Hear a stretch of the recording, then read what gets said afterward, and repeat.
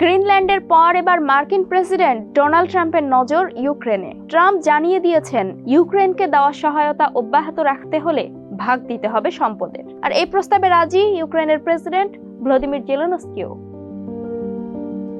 সামরিক ও অর্থনৈতিক সহায়তা দেওয়ার বিনিময়ে ইউক্রেনের বিরল খনিজ ও অন্যান্য সম্পদ চাইছেন মার্কিন প্রেসিডেন্ট। আর তার এই দাবিতে সায় দিয়ে জেলেনস্কি বলেছেন ইউক্রেন মিত্রদের বিনিয়োগের জন্য উন্মুক্ত, তবে শর্ত হচ্ছে অবশ্যই রাশিয়ার বিরুদ্ধে লড়াইয়ে কিয়েভকে তাদের সহায়তা করতে হবে। দেশটির সংবাদ মাধ্যম কিয়েভ ইন্ডিপেন্ডেন্টের প্রতিবেদন বলছে ৩ ফেব্রুয়ারি প্রেসিডেন্ট ট্রাম্প ঘোষণা দিয়েছেন ইউক্রেনের সঙ্গে তিনি একটি চুক্তি করতে চান। এই চুক্তি অনুসারে যুক্তরাষ্ট্র যুদ্ধ বিধ্বস্ত দেশটিকে সামরিক ও আর্থিক সহায়তা দেবে। বিনিময়ে দেশটির বিরল খনিজ ও অন্যান্য সম্পদের ভাগ পেতে চায় ওয়াশিংটন। ওভাল অফিসে সাংবাদিকদের ট্রাম্প বলেন, ইউক্রেনের সঙ্গে আমরা একটি চুক্তি করার কথা ভাবছি, যেখানে তাদের বিরল খনিজ ও অন্যান্য সম্পদের মাধ্যমে তারা আমাদের দেওয়া সহায়তার নিরাপত্তা নিশ্চিত করবে। আমরা শত শত বিলিয়ন ডলার বিনিয়োগ করছি, আর তাদের বিরল খনিজ সম্পদ অনেক ভালো। সেই বিরল খনিজের নিয়ন্ত্রণ চাই আমি, এবং তারা এতে রাজি। তবে বিরল খনিজ ও অন্যান্য সম্পদ বলতে ট্রাম্প ঠিক কি বোঝাতে চেয়েছেন তা স্পষ্ট নয়। বিশ্বের গুরুত্বপূর্ণ খনিজ ও ধাতুর মধ্যে 20টির মজুত রয়েছে ইউক্রেনে, যার মধ্যে অন্যতম টাইটানিয়াম ও লিথিয়াম। টাইটানিয়াম ব্যবহৃত হয় মহাকাশ ও প্রতিরক্ষা শিল্পে, এবং লিথিয়াম বৈদ্যুতিক গাড়ির ব্যাটারির জন্য অপরিহার্য উপাদান। ইউক্রেনে আরও কিছু বিরল আর্থ মেটাল বা মৃত্তিকা ধাতু আছে, যেমন সেরিয়াম, ইট্রিয়াম, ল্যান্থানাম ও নিউডিমিয়াম। সাম্প্রতিক বছরগুলোতে গোটা বিশ্ব নবায়নযোগ্য জ্বালানির দিকে ঝুঁকছে, আর এই কারণে উল্লেখযোগ্যভাবে বেড়েছে এসব উপাদানের চাহিদাও। এই বিরল উপাদানগুলো শক্তিশালী চুম্বক তৈরির জন্য অত্যন্ত গুরুত্বপূর্ণ, যা ব্যবহৃত হয় উইন্ড টারবাইনের জেনারেটরে। এই খনিজগুলো ছাড়াও ইউরেনিয়াম, গ্রাফাইটও পাওয়া যায় ইউক্রেনে। সাধারণত বিরল খনিজ বলতে 17টি মৌলিক পদার্থকে বোঝানো হয়।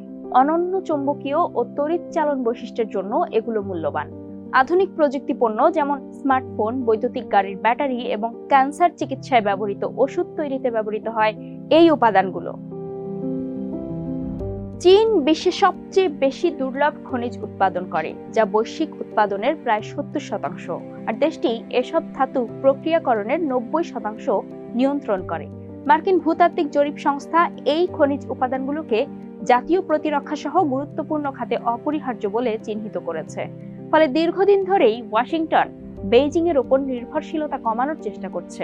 ধারণা করা হচ্ছে ইউক্রেনের গুরুত্বপূর্ণ খনিজের প্রতি ট্রাম্পের আগ্রহ চীনের বর্তমান বাজার নিয়ন্ত্রণের কারণে।